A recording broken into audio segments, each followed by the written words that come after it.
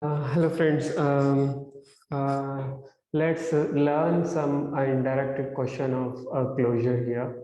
So because majority of the interviewers know like candidates will read some theoretical knowledge of closure and they will say like without knowing any core concept of closure or the JavaScript, they will answer this particular question. So they don't ask normally like what is closure and all. So majority of the interviews, normally standard companies like Amazon, Facebook, and all, they will ask some indirect questions actually. Uh, yeah, let's learn like what all the questions they are going to ask, right? I'm going to use JSPDL. Okay. You can expect something like this. They will tell like you do console.log and some sum I need 2 with 3, right? They will tell like I want answer 5 for this. So when you get this kind of question, right, you should think like what core concept I can use. So using closure, we can achieve it easily, right? So you know like what is closure, right? It will return in a method. That in a method can access its lexical scope of outer body and with its variable as well. So let me write one function here, sum. Okay.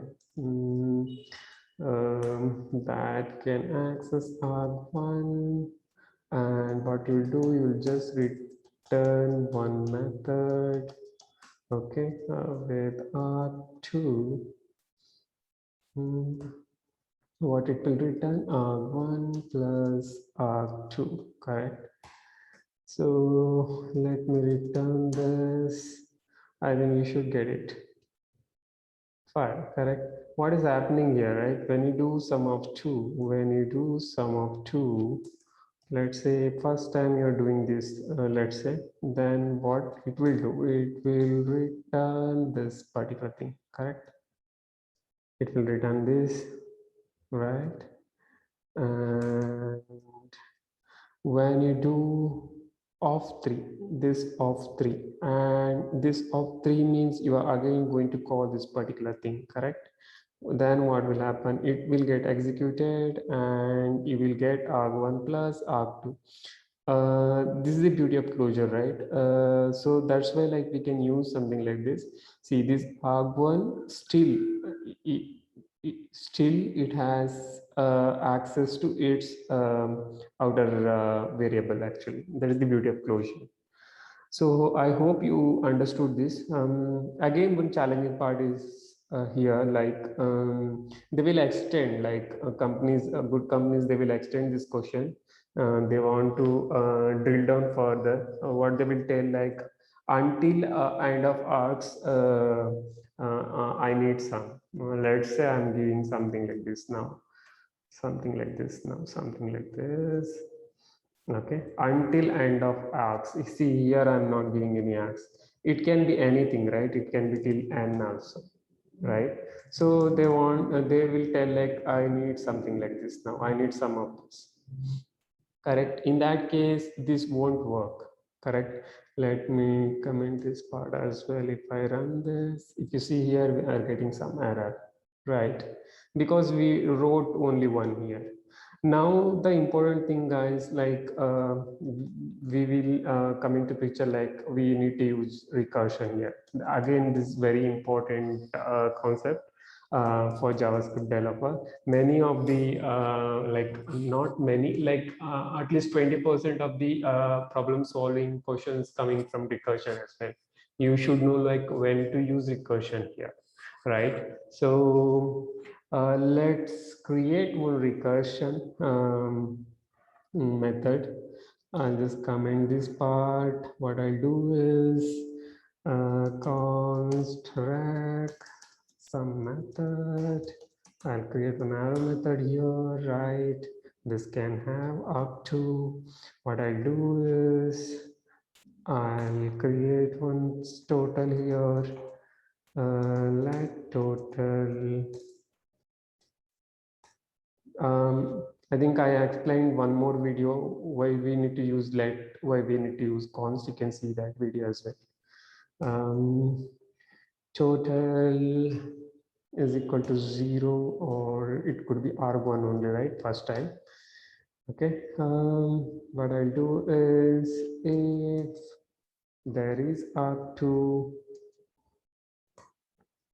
if there is an arg2, because we need to see till the end of arg, right?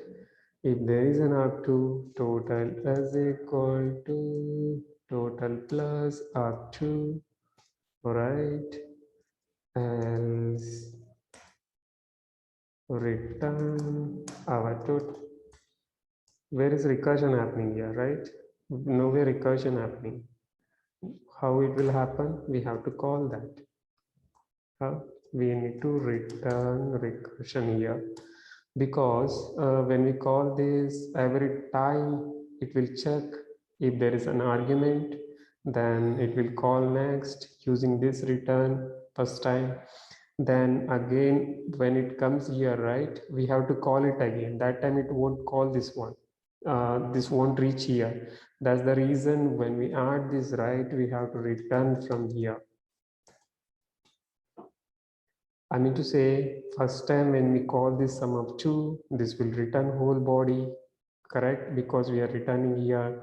Next time when it return this one, okay, we don't have this particular line. We just have this one.